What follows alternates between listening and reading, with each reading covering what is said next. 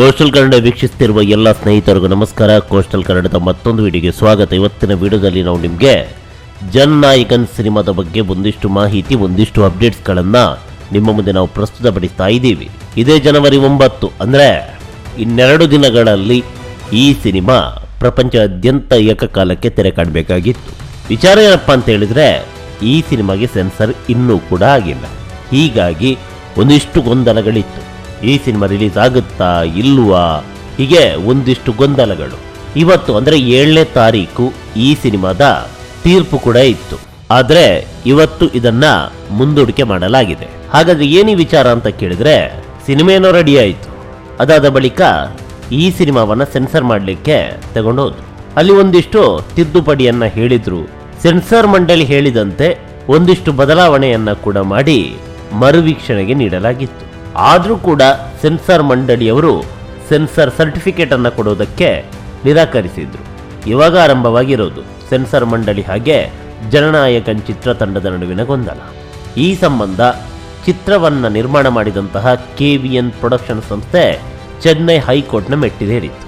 ಅಲ್ಲಿ ಇವತ್ತು ಅಂದರೆ 7ನೇ ತಾರೀಕು ಈ ಸಿನಿಮಾದ ತೀರ್ಪನ್ನ ಜನವರಿ 9ನೇ ತಾರೀಕು ಮುಂದೂಡಲಾಗಿದೆ.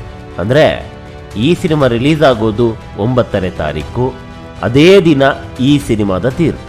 ಹೀಗಾಗಿ ಅವತ್ತು ಬೆಳಗ್ಗೆ 6 ಗಂಟೆಯ ಫ್ಯಾನ್ ಶೋ ಇರುತ್ತಾ, ಮಾರ್ನಿಂಗ್ ಶೋ ಇರುತ್ತಾ, ತೀರ್ಪು ಕೊಡೋದು ಎಷ್ಟು ಹೊತ್ತಿಗೆ, ಒಂದು ವೇಳೆ ಅವತ್ತು ರಿಲೀಸ್ ಆಗಬೇಕಂತಾದರೆ ತೀರ್ಪು ಕೊಡೋ ಸಮಯ ಎಷ್ಟು ಗಂಟೆಗೆ, ತೀರ್ಪು ಕೊಟ್ಟ ಬಳಿಕ ರಿಲೀಸ್ ಆಗಬೇಕು. ಹೀಗಾಗಿ ಅವತ್ತು ಬೆಳಗ್ಗೆ ಫ್ಯಾನ್ ಶೋ ಇರೋದು 99.99% ಅನುಮಾನ. ಕೇವಲ ಫ್ಯಾನ್ ಶೋ ಅಷ್ಟೇ ಅಲ್ಲ, ಮಾರ್ನಿಂಗ್ ಶೋ ಹಾಗೆ ಮ್ಯಾಟಿನ್ ಶೋ ಇರೋದು ಕೂಡ ಅನುಮಾನ ಅಂತ ಹೇಳಲಾಗ್ತಾ ಇದೆ. ವಿಚಾರ ಇಷ್ಟೇ, ಈ ಸಿನಿಮಾದಲ್ಲಿ ಒಂದಿಷ್ಟು ಆಕ್ಷೇಪಾರ್ಹ ಚಿಹ್ನೆಗಳನ್ನು ಬಳಕೆ ಮಾಡಲಾಗಿತ್ತು. ಅದು ಸೇನೆಗೆ ಸಂಬಂಧಪಟ್ಟಂತೆ. ಇದಕ್ಕೆ ಯಾವುದೇ ರೀತಿಯಾದಂತಹ ಪರ್ಮಿಷನ್ ತೆಗೆದುಕೊಂಡಿಲ್ಲ. ಹೀಗಾಗಿ ಒಂದಿಷ್ಟು ಬದಲಾವಣೆ. ಆರಂಭದಲ್ಲಿ ಈ ಸಿನಿಮಾವನ್ನು ತೋರಿಸಬೇಕಾದ್ರೆ ಸೆನ್ಸರ್ ಮಂಡಳಿ ಏನೆಲ್ಲ ಹೇಳಿತ್ತು ಅದನ್ನು ಚಿತ್ರತಂಡ ಮಾಡಿದೆ, ಕತ್ತರಿಯನ್ನು ಹಾಕಿದೆ. ಅದಾದ ಬಳಿಕ ಕೂಡ ನಾವು ನಿಮಗೆ ಪ್ರಮಾಣ ಪತ್ರ ಕೊಡಲ್ಲ ಅಂತ ಹೇಳಿದರೆ ತಪ್ಪ್ಯಾರದ್ದು, ಚಿತ್ರತಂಡದ್ದು ಅಥವಾ ಸೆನ್ಸರ್ ಮಂಡಳಿಯದ್ದು? ಪ್ರಶ್ನಾರ್ಥಕ. ಹಾಗೆ ಈ ಒಂದು ಗಲಾಟೆಗಳೇನಿದ್ದಾವೆ, ಸೆನ್ಸರ್ ಮಂಡಳಿ ಹಾಗೆ ಫಿಲಮ್ ಮೇಕರ್ಸ್ಗಳ ಗಲಾಟೆ, ಇದು ಇವತ್ತು ನೆನ್ನೆಯದಲ್ಲ. ಪ್ರತಿಯೊಬ್ಬರು, ಬಹುತೇಕ ಮಂದಿ ಸೆನ್ಸರ್ನವರಿಗೆ ಬೈತಾನೇ ಇದ್ದಾರೆ. ಅಲ್ಲ, ಹೇಳೋದು ಸೆನ್ಸರ್ ಅನ್ನೋದು ಕೇವಲ ಸಿನಿಮಾಗಷ್ಟೇನಾ? ಬೇರೆಲ್ಲ ಕಡೆ ತೋರಿಸ್ತಾರೆ. ಸಿನಿಮಾವನ್ನು ಹೊರತುಪಡಿಸಿ ಮತ್ಯಾವ ದೃಶ್ಯ ಮಾಧ್ಯಮಕ್ಕೂ ಅಂದರೆ ಎಲ್ಲನೂ ಬರುತ್ತೆ ಅದರಲ್ಲಿ. ಸೆನ್ಸರ್ ಇಲ್ಲ, ಕೇವಲ ಸಿನಿಮಾಗಷ್ಟೇನಾ? ಇದೇ ಸೆನ್ಸರ್ನವರ ಕಾಟಕ್ಕೆ ಸಿನಿಮಾ ಮಾಡೋದೇ ನಿಂತು ಹೋದರೆ ಸೆನ್ಸರ್ ಮಂಡಳಿ ಇರುತ್ತಾ? ಈ ಸೆನ್ಸರ್ ಹಾಗೆ ಈ ಚಿತ್ರತಂಡ ಅಂದರೆ ಓವರಾಲ್ ಫಿಲಮ್ ಮೇಕರ್ಸ್ ಯಾವ ರೀತಿ ಇರಬೇಕಂತ ಹೇಳಿದ್ರೆ, ನಾಣ್ಯದ 2 ಮುಖಗಳಿದ್ದಂತೆ. ಅದು ಕೂಡ ತಪ್ಪೇ. ಯಾಕಂತ ಹೇಳಿದ್ರೆ ನಾಣ್ಯದ 2 ಮುಖ ಅಂತ ಹೇಳಕ್ಕಾಗಲ್ಲ. ಸೆನ್ಸರ್ ಇಲ್ಲದ ಸಿನಿಮಾ ಇರ್ಬೋದು, ಆದರೆ ಸಿನಿಮಾ ಇಲ್ಲದ ಸೆನ್ಸರ್ ಮಂಡಳಿ ಇರುತ್ತಾ?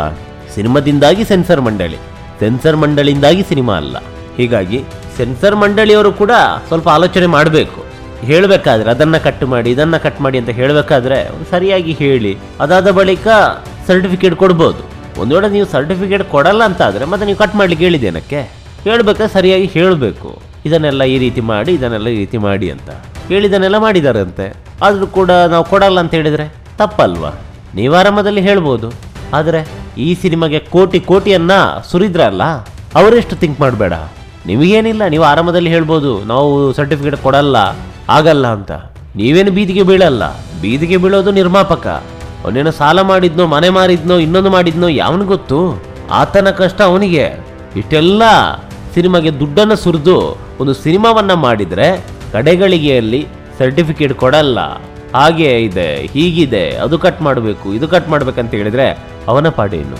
ಹೋಗ್ಲಿ, ಹೇಳಿದನ್ನೆಲ್ಲ ಮಾಡಿದ ಮೇಲೆ ಕೂಡ ನೀವು ಸರ್ಟಿಫಿಕೇಟ್ ಕೊಟ್ಟಿಲ್ಲ ಅಂತಾದರೆ, ಈಗ 9ನೇ ತಾರೀಕು ರಿಲೀಸ್ ಆಗಬೇಕಾಗಿತ್ತು, ದುಬಾರಿ ಮೊತ್ತವನ್ನು ಇಟ್ಟಿದ್ರು ಟಿಕೆಟು. ಈಗ ಅದರ ಪರಿಸ್ಥಿತಿ ಏನು?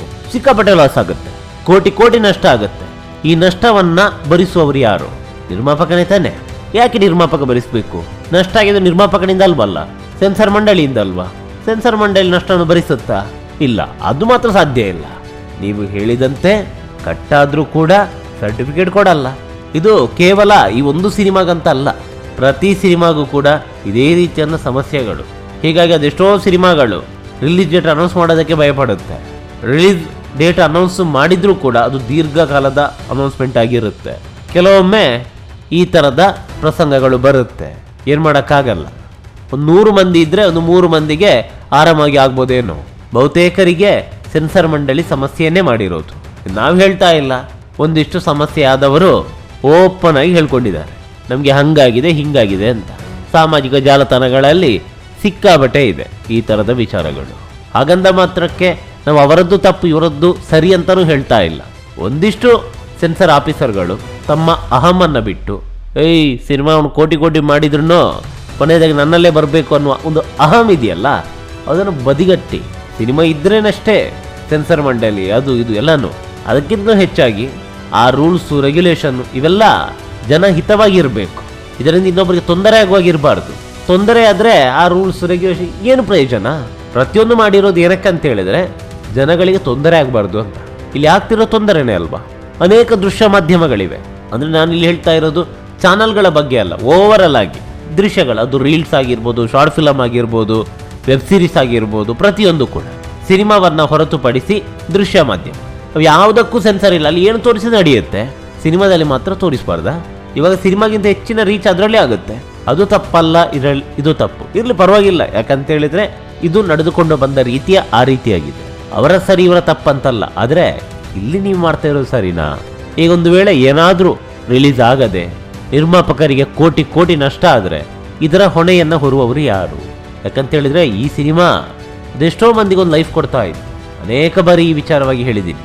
ಒಂದು ಸಿನಿಮಾ ಗೆದ್ದರೆ ಕೇವಲ ನಿರ್ಮಾಪಕ ಮಾತ್ರವಲ್ಲ, ಅನೇಕ ಚಿತ್ರಮಂದಿರಗಳು ಉಳಿಯುತ್ತೆ. ಜೊತೆಗೆ ಈ ಸಣ್ಣ ಪುಟ್ಟ ಕೆಲಸಗಳೇನಿದ್ದಾವೆ, ಚಿತ್ರಮಂದಿರದ ಹೊರಗಡೆ ಕಡಲೆಕಾಯಿ ಮಾರುವವನಾಗಿರ್ಬೋದು, ಬೀಡ ಮಾರುವವನಾಗಿರ್ಬೋದು, ಬಜ್ಜಿ ಹಾಕುವವನಾಗಿರ್ಬೋದು, ಪ್ರತಿಯೊಬ್ಬರ ಜೀವನ ನಡೆಯುತ್ತೆ. ಜೊತೆಗೆ ಕಟೌಟ್ ಹಾಕುವವನಾಗಿರ್ಬೋದು, ಡೆಕೋರೇಷನ್ ಮಾಡುವವನಾಗಿರ್ಬೋದು, ಲೈಟಿಂಗ್ಸು, ಹೂವು, ಪಟಾಕಿ, ಹೀಗೆ ಪ್ರತಿಯೊಬ್ಬರಿಗೂ ಕೂಡ ವ್ಯಾಪಾರ ಆಗುತ್ತೆ. ಒಂದು ಸಿನಿಮಾದಿಂದಾಗಿ ಇಷ್ಟೆಲ್ಲ ಬಿಸ್ನೆಸ್ ಆಗುತ್ತೆ. ಇವೆಲ್ಲದಕ್ಕೆ ಕೊಕ್ಕೆ ಬೀಳುತ್ತೆ. ಇದಕ್ಕೆ ಕಾರಣವಾಗಿರೋದು ಯಾರು? ಉತ್ತರ ಇಲ್ಲೇ ಇದೆ. ಈ ಥರ ಸಮಸ್ಯೆ ಮಾಡಬಾರ್ದು. ಒಬ್ಬ ನಿರ್ಮಾಪಕನಿಗೆ ಕೋಟಿ ಲಾಸ್ ಆಗುವಾಗೆ ಪ್ರತಿಯೊಂದು ಕೂಡ ಜನಹಿತವಾಗಿರಬೇಕು. ನಮ್ಮಿಂದಾಗಿ ಇನ್ನೊಬ್ಬರಿಗೆ ಸಮಸ್ಯೆ ಆಗಬಾರ್ದು. ಅದೇ ಒಳ್ಳೇದು ಮಾಡಿ, ಆಗಲ್ವಾ? ಸುಮ್ಮನೆ ಇರಿ, ಕೆಟ್ಟದಂತೂ ಮಾಡಬಾರ್ದು. ಹಾಗಂದ ಮಾತ್ರಕ್ಕೆ ಇಲ್ಲಿ ಸೆನ್ಸರ್ನವರು ಮಾಡಿದ್ದು ತಪ್ಪೋ ಸರಿಯೋ ಗೊತ್ತಿಲ್ಲ. ಯಾಕಂತ ಹೇಳಿದ್ರೆ ಒಂದು ಮಾಹಿತಿಯ ಪ್ರಕಾರ ಚಿತ್ರತಂಡಕ್ಕೆ ಏನೆಲ್ಲ ಕಟ್ ಮಾಡಬೇಕಂತ ಹೇಳಿದ್ದೀರೋ ಅವೆಲ್ಲವನ್ನು ಚಿತ್ರತಂಡ ಕಟ್ ಮಾಡಿ ತಂದು ನಿಮ್ಮ ಮುಂದೆ ಪ್ರೊಜೆಕ್ಷನ್ ಮಾಡಿದೆ. ಅದಾದ ಮೇಲೂ ಕೂಡ ನೀವು ಪ್ರಮಾಣ ಪತ್ರ ಕೊಟ್ಟಿಲ್ಲ ಅಂತಾದರೆ ತಪ್ಪು ನಿಮ್ಮದೇ. ನಮಸ್ಕಾರ.